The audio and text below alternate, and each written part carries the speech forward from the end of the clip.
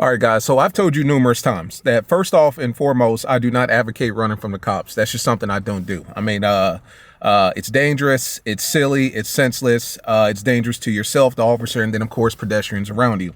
But things have gotten so bad in North Carolina, or at least Charlotte recently, to where they've had to kind of update the chase policy to the point that there has to be a clear, line between when an officer can chase you and when they need to call it off. Because recently we had a big chase that actually involved a Dodge Ram that started in Charlotte, North Carolina and ended up in Columbia, South Carolina. Like, this chase lasted for about 2 hours. And this guy went from downtown Charlotte, rush hour traffic. The officer did not call the chase off. And from there, it ended up in South Carolina. You know what I'm saying? Of course, he was apprehended, but things just got to the point where they had to update their chase policy. And I wanted to bring this to you here because some of this stuff is interesting and you might be able to use it to your benefit. Let's talk about it. What's going on, guys? It's your boy Knockout 360 here with another video, man. So as you can tell, I'm in a car. That makes this a car vlog. You already know what's going down when I come around. Let's get into it, man. Car content, car shows, car reviews, car meets, anything and everything car related happens on this channel. So if you're into that, make sure that you stick around, man, because you are in the right place. For everyone else, hit that subscribe button as well as that notification bell so that you know what's coming out and when it's coming out. So boom. I live in Charlotte, North Carolina. You know what I'm saying? So let me go ahead and break it down to you. When a CMPD officer, Charlotte-Mecklenburg Police Department officer, can pursue a fleeing vehicle. And this is according to the CMPD Interactive Detectives Guides, or Directives Guides, I'm sorry. An officer can pursue an individual if the officer has reasonable suspicion that the driver or occupant of the vehicle has committed or is attempting to commit a crime dangerous to life. Okay, murder, assault, something that is dangerous to the life of either the driver himself or another pedestrian or somebody else that they may have committed a crime against or about to commit a crime against. You know, in some situations, it could have been a situation of a robbery or murder, or maybe they got some intel about you that you're about to go and commit a robbery or murder. That's when they can chase you all night long, and they're going to do so. Officer needs to apprehend a suspect because of potential harm to the public if they are allowed to escape. So in a situation like that, you can go extreme with maybe somebody that plans on doing some sort of mass something crazy, something that's going to involve a lot of people and could potentially hurt a lot of people, including himself as well as another individual, something of that sort. If they've got intel that that's what's about to happen, they're going to chase you all day long, right? So in those two situations, basically that lays it out and states that that's when a CMPD officer can chase you. Now, with that being said, when can they call a chase off? Okay, according to the CMPD policy, a pursuit will be terminated if there is unreasonable danger to officers or the public. In other words, you're in and out of traffic and, the officer can't keep up with you. There's a chance that he may mess himself up, his car up, do harm to himself or his automobile, or do harm to the public. That's when he can call it off. And that's a discretion decision that he can make at his discretion. Traffic, roadway, or environmental conditions create an unreasonable danger. In other words, 4 o'clock traffic, downtown Charlotte, everybody's on the road. You've got people walking around. You got people leaving, going to their car. You got people walking to and from work. You got people walking to and from establishments. At that point, it's dangerous to pedestrians all over. Roadway or environmental conditions. If you decide that you want to go on a chase on a construction site that's partially built or not built at all, that's one reason. Or if it's snowing, raining, sleet, or it's just crazy storm outside, something wild like that, they're going to call it off because it's a danger to themselves at that point. If the pursued vehicle's location is no longer known, in other words, you smoked them and they can't see you, and it's not even worth, chasing you down. And that's where a lot of officers get into trouble, because it becomes a pride or an ego thing, because it's one of those things where I lit you up, put the lights on you, and you took off on me. I'm not going to let you get the last laugh. And that's why you see with a lot of the videos that I've done in the past, Mopars versus police, the dash cam will show that the car has been missing and you can't see the car for the last 2 minutes. But for some reason, a police officer is still doing 120 on the highway trying to chase you. And that's basically a situation where they should have called it off because they no longer know where the vehicle is. And once again, it's a danger to themselves and the pedestrians. They've been notified by their supervisors to do so. So in other words, whenever a chase ensues, I'm assuming that they're in communication with their supervisors downtown or, wherever their department is or precinct.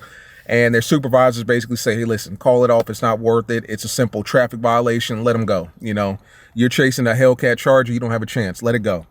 or when communication with their dispatch or supervisor is lost. For whatever reason, they can't get in touch with the dispatch or supervisor, they're just going to call it off. So there's quite a few reasons as to why they would call off for chase. And like I said, recently, the policy has been updated here in Charlotte, North Carolina, because apparently between the year of 2011 and 2021, the number of CMPD pursuits has quadrupled over the last decade, from 22 in 2011 to 97, almost 100 in 2021. I'm sure, you Scatpack and Hellcat guys got a lot to do with that, but it has quadrupled in the last 10 years. But the department did not provide a breakdown of how those pursuits ended. So they didn't even bother going into, how those pursuits ended as to whether or not they were apprehended or, somebody died or something like that. But needless to say, things have been updated in the city of Charlotte, and it looks like it's leaning towards a lot of CMPD officers are not interested in putting themselves in danger to chase you on a thrill ride. Because let's be honest here, in the car community, you got cars 500, 600, 700, 800 horsepower. These cop cars don't stand a chance. Let's just be honest here. You know that, I know that, and they know that, right? You see videos on all sorts of Instagram sites, all sorts of social medias all over the place about how these cars are smoking cops. I saw one recently where this was down in Texas, where now the state troopers are different. The state troopers, to my understanding, are just going to chase you until they no longer have gas in their car or have wheels on their car. They're just going to chase you in and out the city, in the neighborhood, in the driveway, in the backyard, school zone. They're going to chase you, right? You're in for a chase. If you see something on the side of somebody's car, a side of a Charger that says, I think it's North Carolina State Troopers Association or North Carolina Highway Patrol, just know you're in for a race. You are in for a hell of a day, because they're going to run you and they're going to chase you. And I've seen it and I've heard about it too. But getting back to my original point, I mean, the biggest thing with a lot of departments nowadays is that they just don't want to put themselves or the public in danger, because a lot of in the past, a lot of people have been sued, or a lot of police departments have been sued for that. Imagine they're chasing somebody and it's 4 o'clock in the afternoon, you're going through a school zone, and the perp or whoever's running from the police doesn't care about the laws. Obviously, he doesn't care that he's in a school zone. He doesn't care that he's in a highly crowded, pedestrian rich area. He's just going to lead the cops on a merry chase. And with that being said, it falls on the police officers to basically take it upon themselves to come to the realization that they're doing more harm by chasing you than they are just letting you go. Because if they chase you, you're going to continue running, essentially. You're going to continue with the high speed. You're going to continue with the erratic driving. You're going to continue with the reckless driving, the dangerous driving. You know what I'm saying? Putting people in danger. If they let you go, there's a chance that you'll slow down and go on to your business or whatever the case may be, and you live to fight another day. A lot of police departments have been sued in the past because a lot of these cops don't call off the chase when they get involved with them. And as a result, a pedestrian's car get hit. Someone ends up getting, unalived. That's a word that you got to use on social media. You can't use the K word. You got to say unalived. Somebody gets unalived because, they were just in the wrong place at the wrong time. And, in the middle of the traffic stop, they got taken out, unfortunately. And as a result of the police, I mean, you can literally go to YouTube and type in police car accidents. And I mean, there's a whole genre, a whole section of stuff like that happening, simply because police officers, they're just like humans. I mean, they're doing the best they can. Well, they are humans, but they're just like other pedestrians or other drivers, in the sense that they're doing the best that they can to catch up and stay with you. And these cars, like I know them, the Impalas, the Ford Explorers, the Dodge Charger V6s. These are not performance cars by any stretch of imagination. I mean, to my understanding, the brake systems with the state troopers are they've got better brakes than most cars do, but it's still not a high performance car. You still got a car that's extremely heavy with a lot of equipment in the trunk, a lot of equipment up front with the police officer. Needless to say, it's not a performance car. It's not going to do much in the realm of keeping up with, a car such as what I'm driving or what a lot of you guys are driving. Hellcat, Scatpacks, Z01s, SS, GTs, GT500s. Like, it's just not going to. So they're putting their life in just as much danger as you are by keeping the chase going. And a lot of departments have been sued for that because they didn't call off the chase soon enough. And at this point, I think a lot of police departments are trying to, kind of CYOA, I think that's what they call it, because, they just don't want to be liable for that. It's one of them things like, I'm going to let you go ahead and, I'm going to let you go ahead and chase or run. I'm just going to let you go. because in this day and age, they've got the kind of equipment and technology to where, you know, they've got the equipment and technology to where if they get close enough to you, they can get your license plate. I saw this video on TikTok the other day where this state trooper was just chilling. I don't know if he wasn't in North Carolina. I know that for a fact. I think he was like in Michigan or Nevada somewhere. He was just chilling, and he had his laptop and everything right here.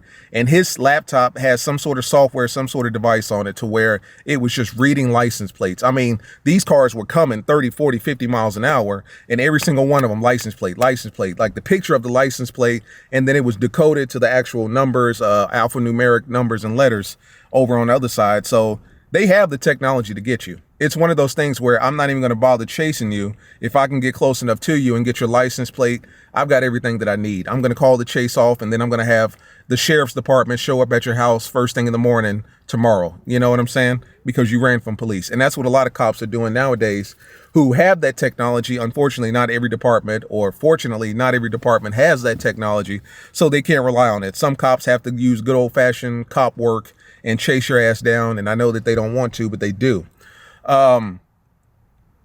But things have changed. You know what I'm saying? Those days of running and just running are over for the most part, I think, in Charlotte, North Carolina, unless they have a reasonable reason or reasonable excuse as to why they need to chase you. If you are a harm to the public, they're going to chase you. If you're a harm to yourself, they're going to chase you. If you have committed some sort of prior crime or something of that sort, they're going to chase you. But if you're just evading a speeding ticket or a broken taillight ticket or a tent ticket or something of that sort, 9 times out of 10, you're going to get away and they're not going to bother you. You're not going to waste your time. You know what I'm saying?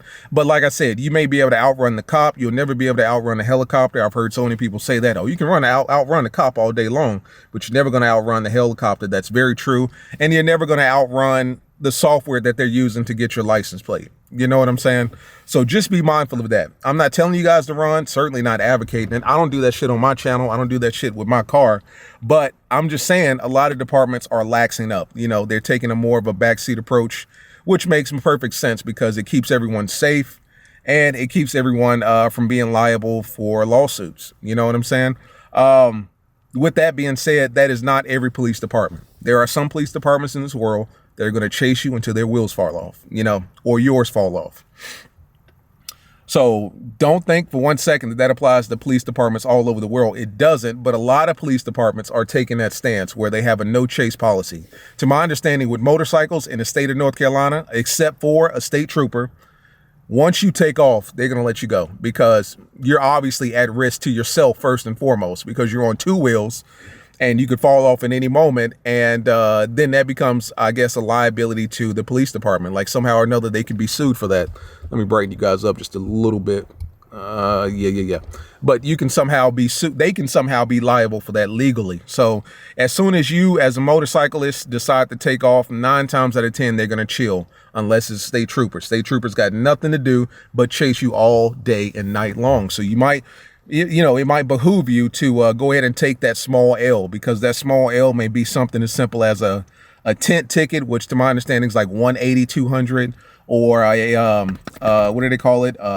Improper functioning vehicle ticket or something like that for like a broken tail light or your side marker is out or something like that. Take that small L because a big L could really be you losing your life or losing your freedom. So that's just it, guys. I just wanted to hit you with that, man.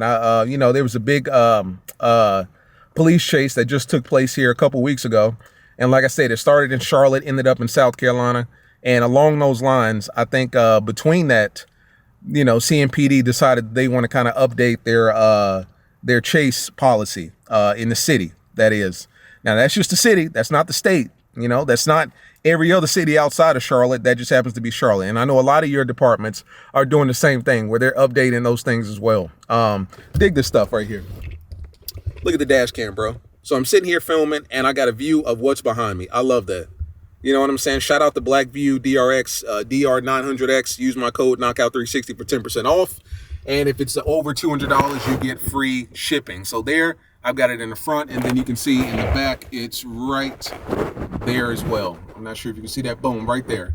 And I'm just sitting here filming, and I'm looking at what's behind me at the same time. So, you know what I'm saying? No more people just sneaking up on you, boy. That ain't happening no more. But yeah, guys, I just wanted to bring that to your attention. A lot of departments are moving away from chasing because it's a hazard to them. It's a hazard to you. And ultimately, it's a hazard to the public. You know what I'm saying? And even from a legal standpoint, it's a hazard to the police. Like somehow or another, the police are going to get the brunt or the grunt of the, the negativity or whatever the case may be, simply because they're chasing you. So you got to run. You got to put your life in danger, and you got to put the lives of other people around you in danger. And if they were not chasing you, then you would chill, I would assume.